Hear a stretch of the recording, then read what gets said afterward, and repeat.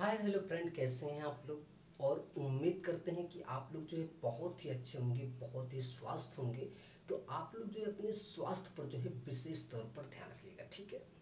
तो आज जो हम चर्चा करेंगे वो सीआरपीसी की धारा 323 को लेकर बात करेंगे, और 319 को लेकर बात करेंगे, और 26 को लेकर बात करेंगे, और सीआरपीसी की धारा 407 का 1 को लेकर हम चर्चा करेंगे, ठीक है। तो इन सब पे चर्चा करने से पहले आपसे निवेदन है कि हमारे YouTube चैनल एक्यूलर जुडिशियल सक्सेस पर जो है आप लोग जाकर लाइक शेयर एंड सब्सक्राइब करेगा और बेल आइकन की घंटी ज़रूर दबाएगा, ठीक है।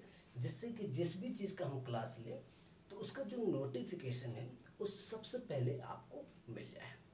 और जैसे ही आपको नोटिफिकेशन मिलता है तो आप क्या करेंगे, सबसे पहले, ठीक है, आप सीआरपीसी को लेकर बैठेंगे और कॉपी लेकर बैठेंगे और पेन लेकर बैठेंगे। यानी कि सीआरपीसी का बैरेट, कॉपी और पेन, ये तीन चीज़ को अपने पास में लेकर बैठना है, ठीक है। और उसके तुरंत बाद एक काम और करना है कि हमने जितनी बात को इसमें दर्शाया है और जिस तरह से दर्शाया है एकदम सेम टू सेम ऐसे ही अपनी कॉपी में उतार लेंगे, क्योंकि वह एग्ज़ाम की व्यू से बहुत ही बेहतर काम करेगा। ये बात एकदम कंठस्थ करें। जब हम ध्यान रखिएगा, जब हम जिस धारा पे चर्चा करें तो आपको उसी पे जाकर, यानी कि बैरेट खोलना है सीआरपीसी का, और उसी धारा पे जाकर जो इम्पोर्टेंट लगे आपको क्या करना है, उसी के नीचे अंडरलाइन करते हुए चले जाना है, ठीक है। ये बात एकदम कंठस्थ कर लीजिए। बस कोई भी बात मिस मत करिएगा। अगर आपने कोई भी बात मिस किया तो जो कॉन्सेप्ट होता है वो कॉन्सेप्ट क्लियर नहीं होगा, ठीक है। चलिए अब हम आते हैं अपने मुद्दे पर।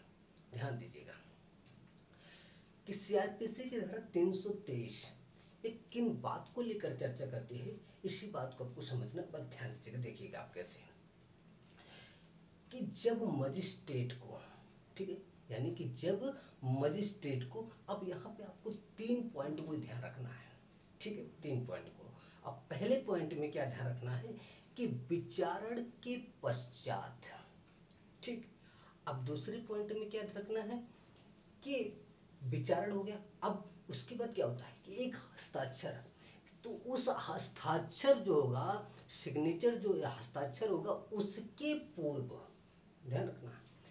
पहले में आपने क्या देखा कि विचारण के पश्चात, दूसरे में आपने देखा हस्ताक्षर के पूर्व, और तीसरे में आप ध्यान दीजिएगा इसमें किन बात को चर्चा है, यानी जो कार्यवाही है उस कार्यवाही की प्रक्रम में, ठीक है।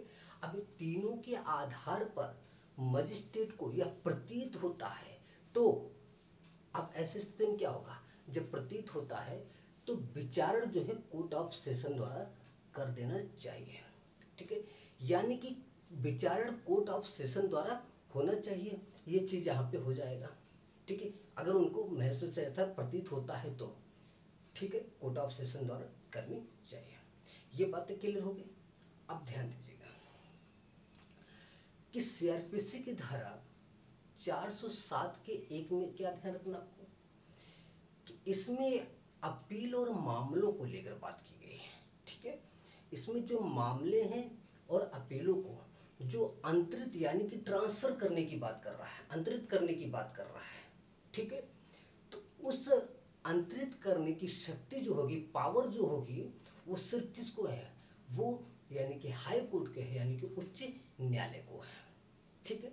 ये बात एकदम क्लियर हो गया। बस इतना याद रखना कि आप मामलों और अपीलों को अंतरित करने की शक्ति जो है वो उच्च न्यायालय को दी गई है, यानी कि पावर जो है वो हाई कोर्ट को है, ठीक है। ये बातें क्लियर हो गई।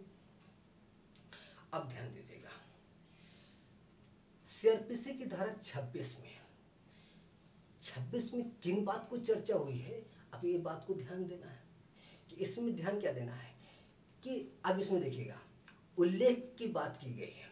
और कैसा उल्लेख, यानी कि अगर अनुसूची में जो है जुडिशियल मजिस्ट्रेट जो फर्स्ट क्लास का है, अगर वो उल्लेख है इसमें, तो उस आधार पर उल्लेख है तो क्या ध्यान रखना कि 26 के अनुसार उस मामले में, अब 3 पॉइंट को ध्यान रखना है यहाँ पे, 3 पॉइंट को, जुडिशियल मजिस्ट्रेट फर्स्ट क्लास, या हाई कोर्ट या कोर्ट ऑफ सेशन, इन तीनों में से कोई भी न्यायालय क्या करेगा, कोई भी न्यायालय जो है अपने आरंभिक अधिकारिता के प्रथम बार, ध्यान रखना, आरंभिक अधिकारिता के प्रथम बार के न्यायालय की तरह वो क्या कर सकता है, उस पर सुनवाई कर सकता है या सुनवाई करने में सक्षम है।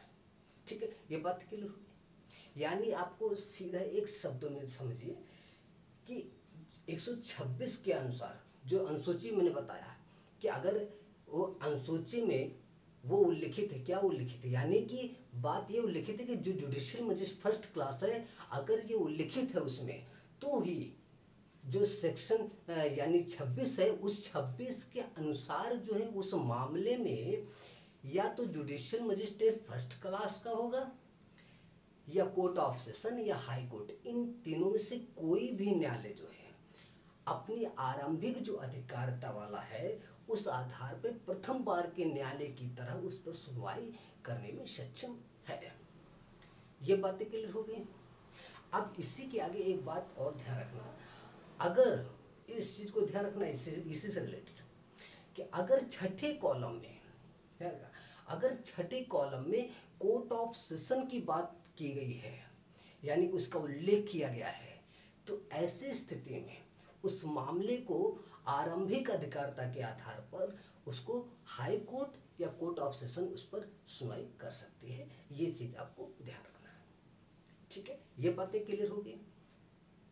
अब आपको लास्ट में कुछ बातें और चीजें हैं, उस चीज को भी ध्यान रखना है। ठीक है, अब देखिए, जब मजिस्ट्रेट को पनिशमेंट करने का यानी दंड देने की सक्षम, जितना दंड है उससे ज़्यादा देने की सक्षम तो है नहीं उसको कि वो सक्षम है कि दे सके। ठीक है, यानी कि मजिस्ट्रेट को जितना दंड है उससे अधिक दंड नहीं दे सकता। तो ऐसी स्थिति में अगर ऐसे उसके पास मामला है तो वो क्या करेगा, उस मामले को नहीं देखेगा, तो वो क्या करेगा, ऐसे मामले को सीजीएम के पास क्या कर सकता है, उस मामले को सौंप देगा। जब यानी कि एक होता है कि जो मजिस्ट्रेट है, मजिस्ट्रेट पर जितना पावर होता है दंड देने का उससे ज़्यादा का दंड है, तो ऐसी स्थिति में क्या करेगा कि उस मामले को जो है सीजीएम साहब को क्या करेगा, सीजीएम को सौंप देगा। जब सीजीएम को सौंप देगा तो अब इस स्थिति में ध्यान रखना कि सीजीएम क्या करेंगे, यहाँ पे सीजीएम ऐसी स्थिति में उस पर जो है 7 वर्ष तक पनिशमेंट कर सकते हैं। ये बात आपको ध्यान रखना। ठीक है, यानी कि उस मामले में अगर ऐसा है जो वो सौंप देते हैं तो सीजीएम उस मैटर में क्या करेंगे कि 7 वर्ष तक दंड दे सकते हैं। अब ध्यान रखिएगा, जो कि हमने ये 323 के आधार पर सारी बात बताई, अभी इसको बताया मैंने, जो अभी वक्त समझाया आपको मैंने ये चीज़। अब आपको यहीं पे ध्यान रखना है 319 में क्या ध्यान रखना है आपको कि जो सीजीएम के पास में जो मैटर आया, जो सौंपा गया है, वो चीज़ पे, ठीक है, उसको सारे तरीके से विचारण करके समझ बूझ कर वो जो है उस पर एक निर्णय करेंगे, यानी कि उस पर जजमेंट देंगे। ठीक है, तो ये जो है 319 के आधार पर है। और पनिशमेंट का ध्यान रखना, पनिशमेंट इनको देने की शक्ति 7 वर्ष तक। ठीक है, ये चीज़ आपको ध्यान रखना। और हमें जहाँ तक उम्मीद है कि आपको सारी बात समझ में आ चुका है। हम आपको एक लाइन में पूरी बात को समझाने का प्रयास करते हैं। ठीक है, आपको पहली बात सौंपने की जो बात हुई थी, सबसे पहले देखना कि जब मजिस्ट्रेट क्या करता है, विचारण के पश्चात की बात और हस्ताक्षर के पूर्व और उस कार्यवाही के प्रक्रम में। ठीक है, इसके आधार पर अगर मजिस्ट्रेट को प्रतीत होता है कि ये विचार कोर्ट ऑफ सेशन द्वारा हो तो ये करनी चाहिए।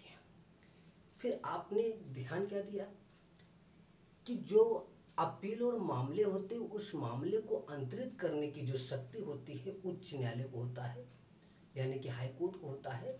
और ये सेक्शन किस में दिया गया है, यानी 407 के 1 में दिया गया है। ये भी क्लियर हो गया। ठीक है, तो आओ एक चीज़ ध्यान रखिएगा, जो हमने अनुसूची की बात 26 को लेकर चर्चा की थी, इसमें हमने क्या बताया कि इसमें हमने इससे इतना ही बताया कि अगर वो अनुसूची में उल्लिखित है, क्या उल्लिखित है, जो जुडिशियल मजिस्ट्रेट फर्स्ट क्लास है, अगर उल्लिखित है तो ऐसी स्थिति में 26 के अनुसार उस मामले को क्या होगा, जो जुडिशियल मजिस्ट्रेट फर्स्ट क्लास या कोर्ट ऑफ सेशन या तीसरी पॉइंट क्या ध्यान रखनी कि हाई कोर्ट, इन तीनों में से कोई भी, ध्यान रखना, इन तीनों में से कोई भी इस मामले पर एक आरंभिक अधिकारता में जो प्रथम बार न्यायालय की तरह जो उसकी सुनवाई कर सकते हैं, ऐसा सक्षम है। ठीक है। अब इसी के आगे मैंने एक बात और बताया था कि अगर छठे कॉलम में कोर्ट ऑफ सेशन की बातें उल्लिखित है तो उस स्थिति में क्या ध्यान रखना आपको, जब उल्लिखित है तो वो मामले कोर्ट ऑफ सेशन या हाई कोर्ट उस पर जो है आरंभिक अधिकारता के आधार पर सुनवाई कर सकता है। ये बात आपको ध्यान रखना है। ठीक है।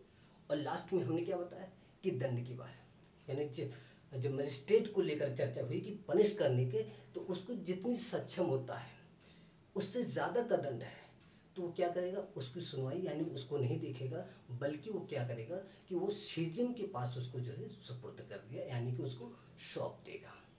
और सौंपने के बाद जो सीजन होंगे उस पर जो है पनिशमेंट देने का काम 7 वर्ष तक कर सकते हैं। ठीक है। और 7 वर्ष करने का, और एक चीज़ मैंने 319 की भी बात बताई, इसमें हमने क्या बताया कि वो जो विचारण होगा, समझेंगे, उस पर विचार विमर्श करने के बाद जो जजमेंट देंगे, तो ये 319 के आधार पर आपको सारी बात है। तो हमें जहाँ तक उम्मीद है आपको सारी बात समझ में आ चुका है। ठीक है। तो आज तो 15 अगस्त है और इंडिपेंडेंस डे है, तो आप लोग खुशी से मनाइए, खूब अच्छे से धूमधाम से मनाइए, है ना। और आज का दिन तो बड़ा शुभ है और बड़ा गर्व से एकदम सर एकदम तैना हो जाता है ना, एकदम टाइट, कि बहुत खुशी महसूस होता है। आज के दिन ना क्या क्या हो सकता है, आप सोचिए आप एक बार कि सारे अपने घर परिवार किसी भी जगह, हर घर में एक तिरंगा लहराना है, बहुत सारी चीज़ें, कितनी खुशियाँ, लड्डू। बचपन में क्या होता था, मैं जाता था कभी, तो मैं आपको थोड़ी सी हल्की सी कहानी बता। मैं बचपन में छोटे छोटे पहन के और झंडे लेके धीरे धीरे करते हुए मैं लाइन में होते हुए चलते थे, भारत माता की जय, बड़ा अच्छा लगता था। और आज मुझे गर्व महसूस होता है कि मेरा भारत देश महान, बहुत ज़्यादा महान है। तो इस देश में मैं जन्मा हूँ, इसलिए मुझे बहुत ज़्यादा गर्व है। और इस देश के प्रति मेरा आस्था और भाव और यहाँ के संस्कार, संस्कृति, सब कुछ बड़ा ही लोभित, यानी कि सब कुछ इतना अंदर होना चाहिए। हर परिवार में एक ऐसा संस्कार हो कि सभी के प्रति, चाहे माँ बाप, गार्जियन, भाई बंद, कोई भी हो, ठीक है, तो हर परिवार में बच्चों को बताना चाहिए कि हमारे देश आज़ाद होने में क्या क्या भूमिकाएं रही हैं। संस्कार, संस्कृति, हर एक प्रकार सब समझाना चाहिए। भगवान के प्रति आस्था कैसे रखनी चाहिए और आस्था का भाव कैसा होना चाहिए। आपके मन में गलत भावनाएं ना हो, अच्छी विचारधारा हो, लोगों के प्रति एक अच्छा प्रेम स्नेह होना चाहिए। लोगों में ऐसी कोई लड़ाई या झगड़े, ऐसी कोई भी बात नहीं होनी चाहिए। सब एक साथ मिलकर पूरे देश की उन्नति के लिए सब कदम से कदम मिला के चले, कितनी खुशी महसूस होती है। और ये चीज़ सबसे पहली बात ये ध्यान रखना कि लोग देश को आज़ाद कराने में और देश की हर एक भूमिका को अदा करने में बहुत कुछ किए, ठीक है। और आज हमें ये दिन आ गया है कि अब आप लोग मेहनत नहीं करना चाहते हैं, ना आप लोग किसानी करना चाहते हैं, तो किसानी की बदौलत ही तो आप अन्न ग्रहण करते हैं। नहीं तो कुछ अगर ऐसी स्थिति रहा तो किसान के आधार पर जो उत्पन्न किया जाता था अन्न, अगर वो होना बंद हो जाएगा तो समझ लीजिए खाने के लिए पड़ जाएंगे। इसलिए किसानी करना बहुत ज़रूरी है। सब कुछ करिए, पानी सुरक्षित पीजिए, सब कुछ घड़े में बढ़िया, हर चीज़ एक काम करिए, लेकिन ऐसा मत करिए कि किसानी करना छोड़ दें आप लोग, ठीक है। जिससे पूरा देश हमारा चलता है और इस कृषि प्रधान देश भी कहलाता है, इस कृषि प्रधान देश को हम विलुप्त ना होने दें। कृषि शब्द को ना, कृषि शब्द ना रहने दें, उस चीज़ को हमें पूरा विस्तार करना है। और हम कहते हैं कि चाहे गवर्नमेंट जॉब करते हो या किसी भी प्राइवेट जॉब करते हैं, कुछ भी करिए, लेकिन जब भी मौसम का ऐसा हो, जैसे कृषि करने का, धान लगाने का है, गेहूं का हो या आलू है, कुछ भी है, तो समय समय पे छुट्टी निकालिए, घर पे जाके वर्क करिए, बढ़िया उत्पादन करने के लिए पूरा एकदम काम वाम करके आ जाइए, फिर अपना जॉब करिए। आपका किसान भी होता रहेगा। फिर जब काटने पीटने का समय आए उस टाइम चले जाइए, साफ उफ करवा के बढ़िया सब कुछ होगा, अन्न लेके आ जाइए घर पे, चाहे कहीं पे भी रहिए, लेकिन कृषि के प्रति आस्था भाव होनी चाहिए। और भगवान में आस्था क्या होता है ना, मन में कहते हैं ना, एक चीज हमेशा ध्यान रखना चाहिए, भगवान के प्रति आस्था रखने से समझ लीजिए कि क्या होता है कि अपने मन में एक अच्छी विचारधारा आती है। गुरु का होना बहुत ज़रूरी है। आप चाहे भगवान को गुरु माने या गुरु को अपना एक है ना, गुरु तो माँ बाप का ही स्वरूप होता है, भगवान का स्वरूप होता है, तो ईश्वर भी एक गुरु का रूप है। और वो आप मूर्ति रख के उनके सामने अपना जितना वर्क करना हो मेहनत करिए, उनकी आस्था में पूरे सब कुछ लगा दीजिए। आपकी ऐसी कोई चीज़ नहीं जो आप प्राप्त नहीं कर सकते हैं, बस आपका कर्म योग अच्छा हो तो सब कुछ कर सकते हैं।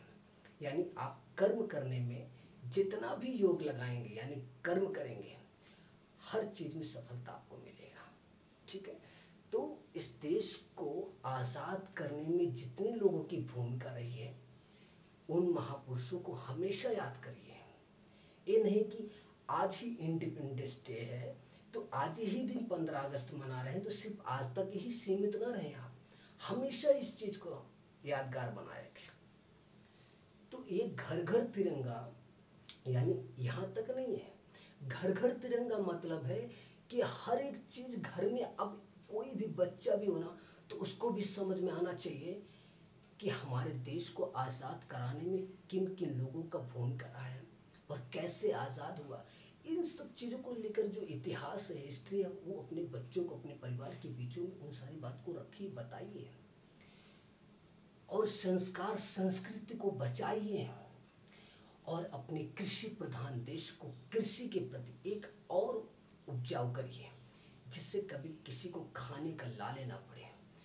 और खूब कमाइए, पर जितना भी कमाइए थोड़ा सा समय ज़रूर दीजिए आप जाके किसानी करने का।